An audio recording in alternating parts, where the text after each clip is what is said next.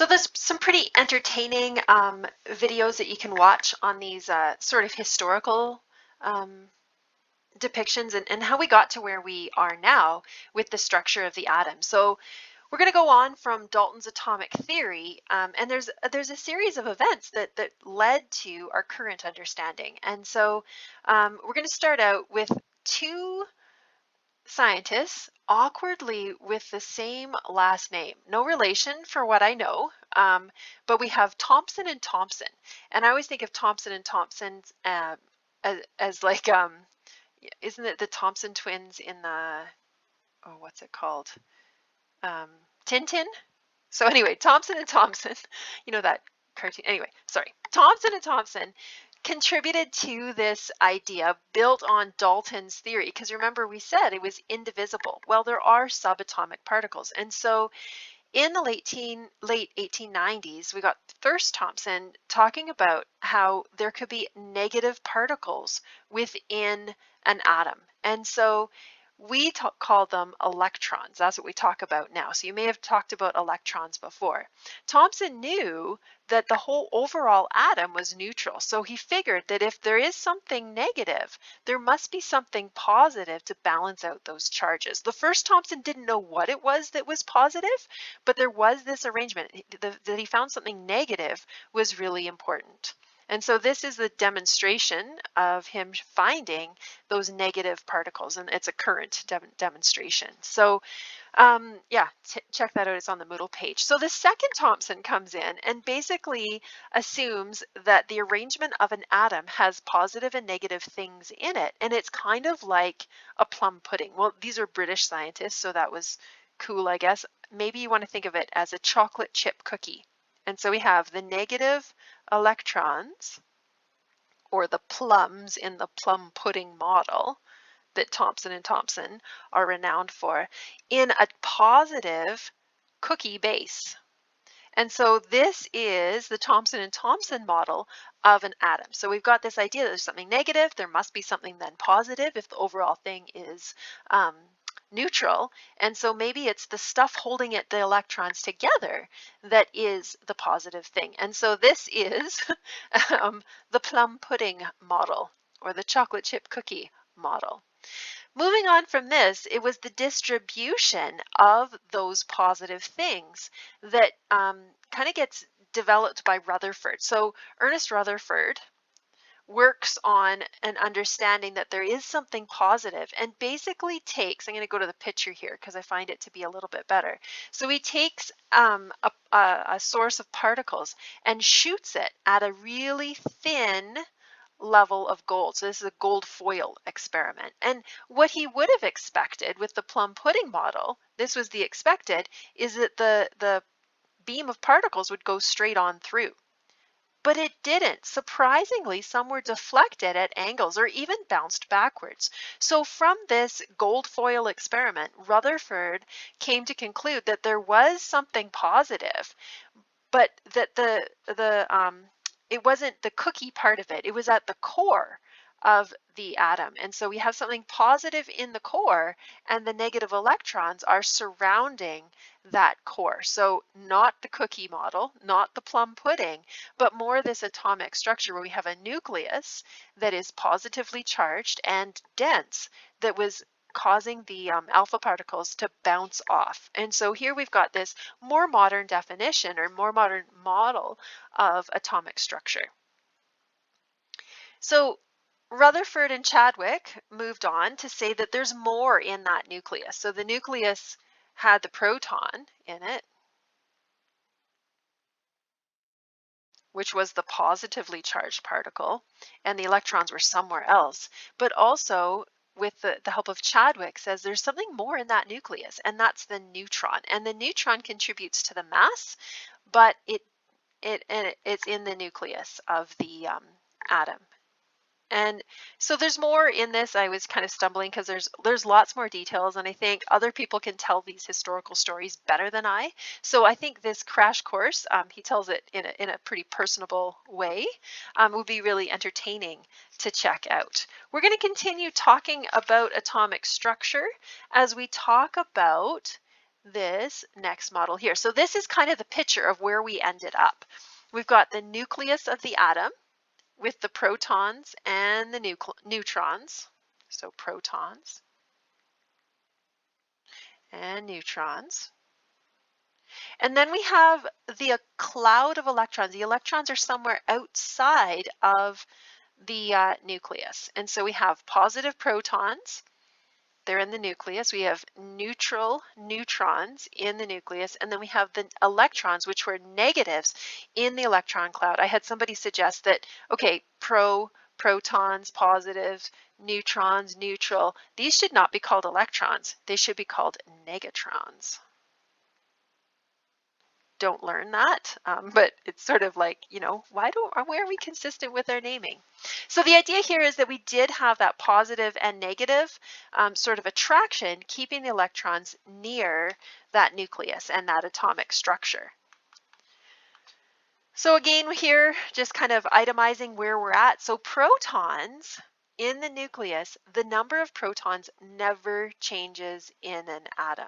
We can figure out what kind of an element this is, or what kind of element an atom is, by knowing the number of protons. So the atomic number, the place on the periodic table, is the number of protons. So if I were to play with this and say, okay, well, this is let's do boron. Boron is atomic number 5. So that means there are always going to be 5 protons. Nothing can change that. Chemical reactions don't change it. Nothing can change it. If I said, what is the element that has 12 protons in its nucleus? Well, you could just see it's magnesium. There's always 12 protons in that nucleus. And so nothing changes this, and this is the way the periodic table is set up, by increasing number of protons in the nucleus of these atoms. Okay, so the number of protons never changes. We know it's in the nucleus. Let's move on and talk about other things in the nucleus. So the other thing that's in the nucleus are neutrons. They don't contribute to the charge. They are neutral in charge. And there's usually the same number of protons as neutrons, but they can be different. And it can be different of atoms. And so this was one of the ways that we fixed Dalton's theory, in that some atoms of carbon are, say, different than other atoms of carbon, and those are called isotopes. And so isotopes have an element with a different number of neutrons. In carbon, there are always 6 protons. Nothing changes that, but sometimes there's not 6 neutrons. So the important thing to know about isotopes, I mean, they sound scary, and when we say radioactive isotopes, they sound like, oh, that must be, you know, something that somebody made. But there are isotopes of all the elements. They are naturally occurring. Now, some of these are stable, so there's nothing wrong with them. Some of them are radioactive or are unstable. And that's probably what you think about when you kind of hear the word isotopes to begin with. So the example here, carbon always has 6 protons. In a perfect world, or normally you would expect 6 neutrons, but isotopes of carbon have more than that. And so carbon-14 is an isotope of carbon, and it actually has 8 neutrons instead of the 6 neutrons. So because the neutrons are neutral, it doesn't affect the properties of the atom. It does affect the mass. And that's probably the most important thing that you would notice about an isotope, I guess, if you didn't know if it was stable or unstable. There's a shorthand way of writing these, and so if we were to talk about atomic structure or an atomic kind of nomenclature, you could talk about the symbol and the atomic number, and again, those two things are related because that's the number of protons always, right? Whoops. But up here is the mass number, and the mass number is the number of protons plus the number of neutrons. And so this is the number of protons plus the number of neutrons. And sometimes that is different. And so, like I was saying, carbon-14 would have a 14 up here, and so on. So this is sodium-23. So in these ones, let's try some of these, because sometimes it's good to kind of put it together. So strontium-90 is an isotope of strontium. We know that strontium is number 38 on the periodic table. That's the number of protons. And the number of neutrons is 90, that's the mass number up here, minus the number of protons, so minus 38. And so that would give us 52 neutrons in that isotope of strontium. Again, with this shorthand way of writing it, if we talked about the isotope of mercury, that is mercury 201, mercury is always number 80 on the periodic table. That's the atomic number. That means there are always 80 protons in every atom of mercury. But sometimes there's a different number of neutrons. And so we can figure out the number of neutrons by taking the total mass and minusing that fixed number of protons. And so when I do that, I get 121 as the number of neutrons.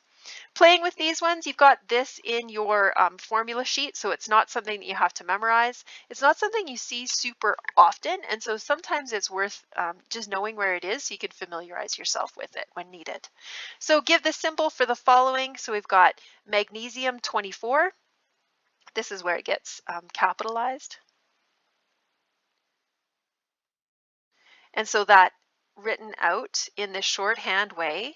So magnesium 24 would have a mass number of 24, but magnesium is number 12 on the periodic table. So I had to figure out this number 12 by finding magnesium on the periodic table. And I could dissect to how many protons, how many neutrons, how many electrons, but otherwise that's what this question is asking for, is just give the symbol for the following with this nomenclature showing the atomic number and the mass number. So a phosphorus atom that contains 17 neutrons. So phosphorus has 17 neutrons. And so in that case, it's going to be always the same atomic number of phosphorus. So that's always 15. And it has 17 neutrons. So the mass number up here would be 15 plus 17. Remember that the number of protons plus the number of neutrons is the mass number. And it's the mass number that goes up here at the top. So that would be a 32 at the top. Some of these charts can really help kind of nail it down. So we're going to talk about carbon 12, carbon 13, carbon 14, all different isotopes of carbon. And then we threw in an argon 39 here. So let's start with the carbons. They're all carbon. As soon as I know the name of the thing, I know how many protons. I can look it up on the periodic table. This is going to be fixed at all times. The number of electrons is going to be the same as the number of protons until we, get on in this chapter, because this is what evens it out to make no charge. Remember, these are positive and these are negative. So now we can go with the number of neutrons. We know that the mass number is given here. So the mass number here is 12. And the number of neutrons is the mass number minus the number of protons. That's what's in the nucleus, right? These are the two things contributing to that mass number. And so I'd have 6 neutrons in this isotope of carbon 12, or in this carbon 12. The next one, carbon 13, it spells out the mass number. And again, figuring out the number of neutrons is just the difference between the mass number and that fixed number of protons. Filling out the chart as we go.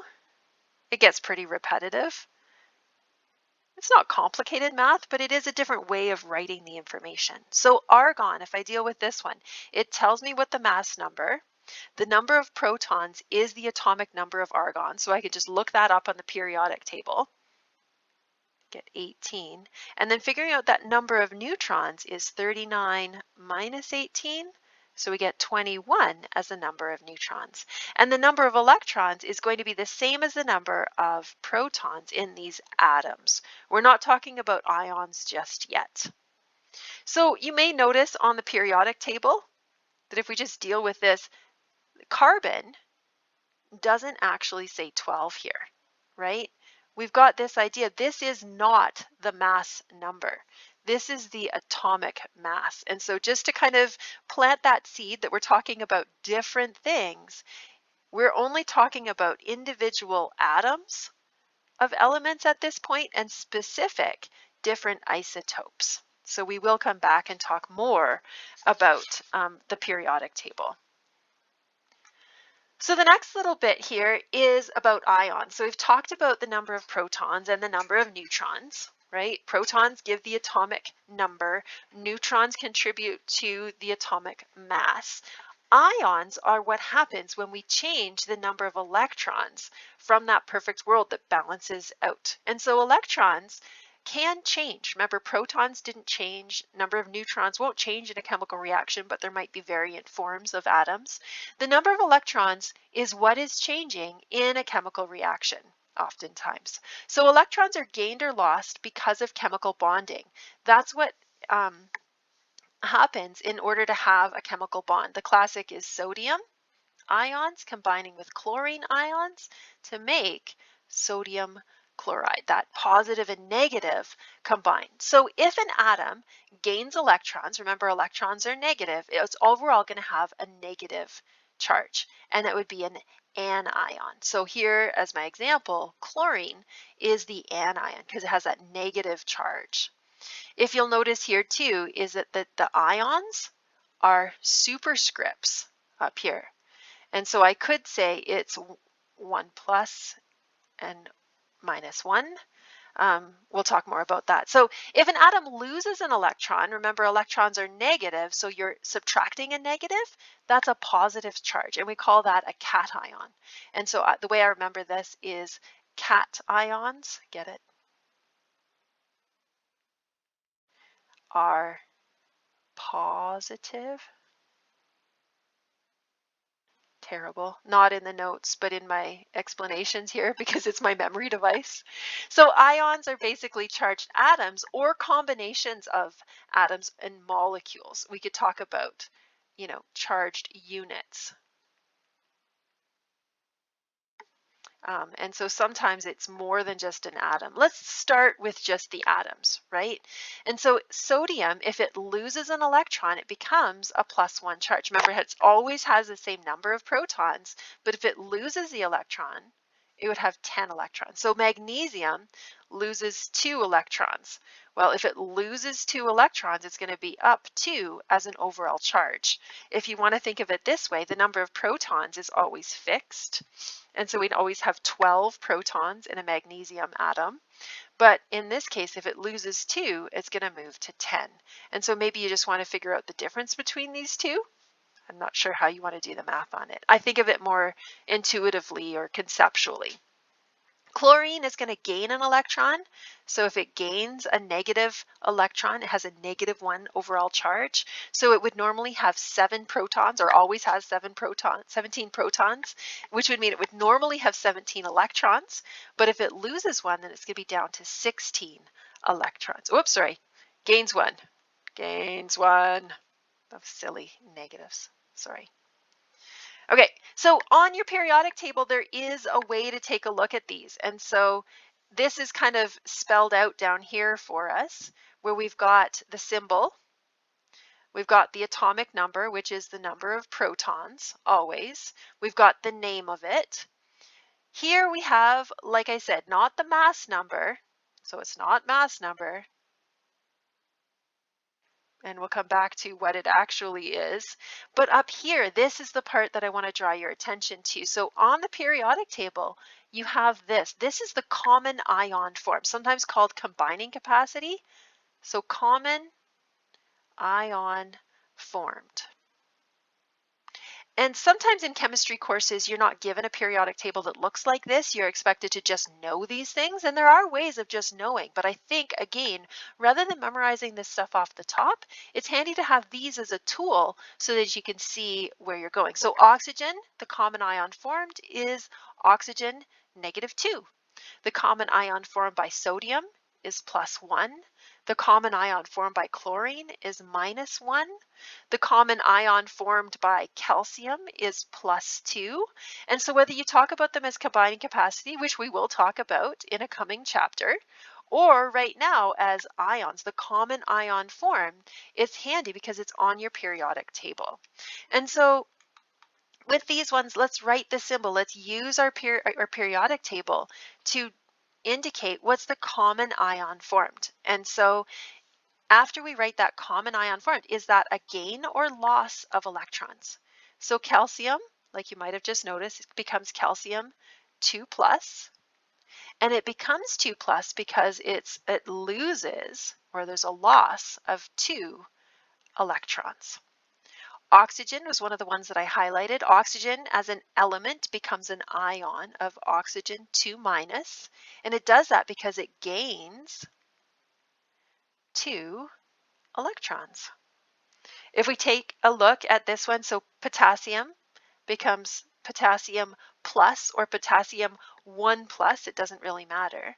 It gets that 1 plus ion charge from the atom, or it moves from the atom to the ion by losing or the loss of 1 electron. More carbon. Carbon can become carbon 4 plus, and it does that because it's a loss of 4 electrons. Phosphorus atom can become phosphorus ion, and it does that by gaining 3 electrons. Boron atom can become boron the ion as boron 3 plus, and it does that by losing or the loss of 3 electrons. And so the periodic table is really handy. We'll see more reason for the way that it's laid out, and really at the heart of this, why we're understanding ion formation is to build up our understanding of what an ionic bond is. So if we have an atom that loses an electron and becomes an ion, and an atom that gains an electron and becomes an ion, they can come together to make an ionic bond or a compound of salt. And that's the classic example. So ionic bonds occur between cations and anions, positive and negative, and generally this happens between elements that are on the left side of the periodic table and the ones that are on the right-hand side of the table. So we'll come back to that. Generally there's a stepping line down your periodic table, and over here we're talking about metals, and over here are non-metals. We have a whole chapter on bonding, which is chapter 12. So just giving you a little bit of a preview of where we're going with this.